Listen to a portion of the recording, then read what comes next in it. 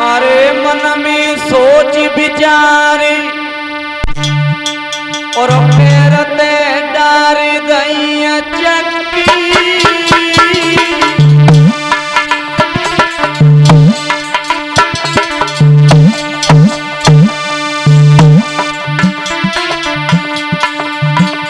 चक्की कहते महाराज चप्पल को। बड़ी रानी जब चली तो माने चप्पल उतार के रखे दई। मन में सोच विचार फेरते डार दैया चक्की।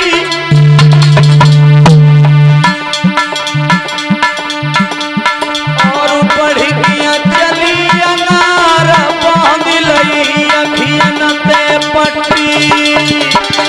जब बढ़ गया चली अनार बांध लई अखियन ते पट्टी।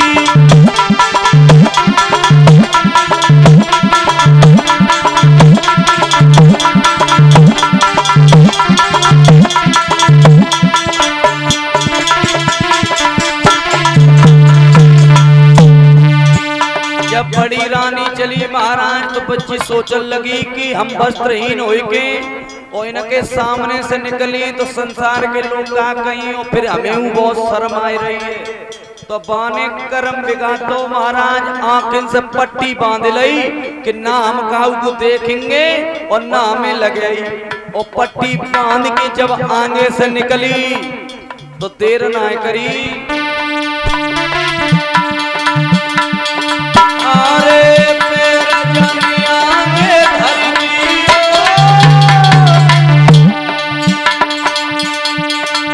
ओ नारा बलिवान मंत्र साधु ने पढ़ दियो। भैया नारा बलिवान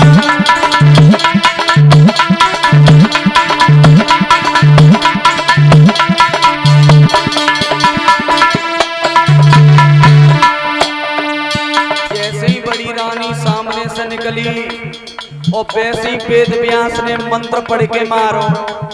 वो आवाज लगाई मैया जी कौन सी रानी। तो सत्यवती ने जवाब दो बेटा जी बड़ी रानी है। वेद व्यास बोले मैया हमने तो सच कही कि वस्त्रहीन है कि जानो लेकर जाने गलती कर दई मैया। सत्यवती बोली तो लला अब पुत्र न होएगो जाके। वेद व्यास बोले मैया संतान तो होगी लेकिन जाने जैसो कर्म करो कर्म के ही अनुसार इसके फल मिलेगा। जवाब दो सुन मैया।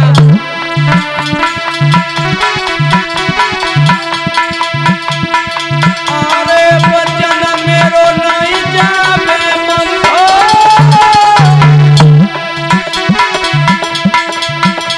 जननी ना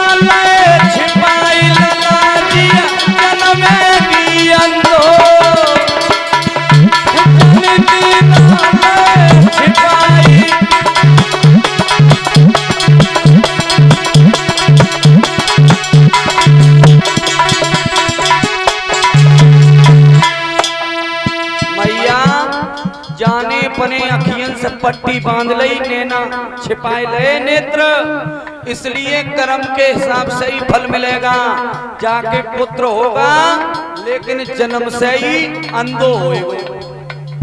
सत्यवती जी सोचन लगी महाराज अब अंधो होएगो या लगड़ो होएगो लेकिन पुत्र तो है ही जाएगो। वंश तो आगे अब बढ़ेगो ही बढ़ेगो।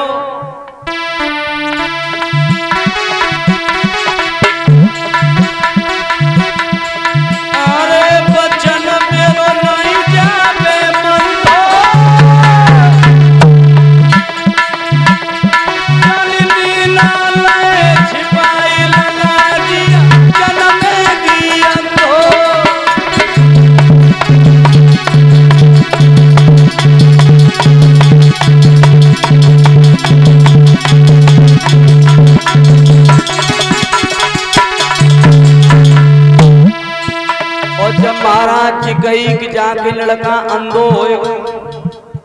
सत्यवती बोली बेटा अब दूसरी रानी भेज दे।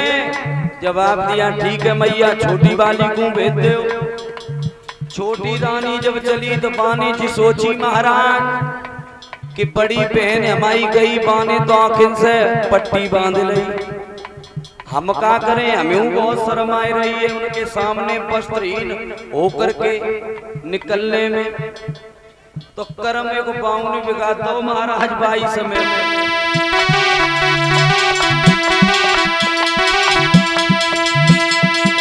अरे कर्म जिया कर रही न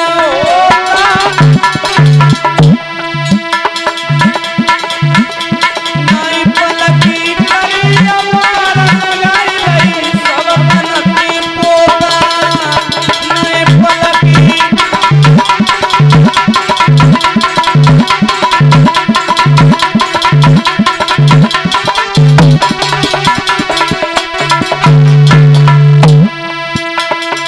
छोटी रानी जब चली महाराज तो बाने जो पड़ुआ मिट्टी होते हैं ना पैर सारे शरीर से लपेट के उस सामने से जब निकली मंत्र पढ़ के वेद व्यास ने मारो और कही मैया जी छोटी रानी हाँ मैया पुत्र जाऊ के होएगो लेकिन गलती जाऊ ने कर दी तो कर्म के हिसाब से फल से भी मिलेगा, बेटा जाके लला कैसे होएगो। वेद व्यास बोले सुन मैया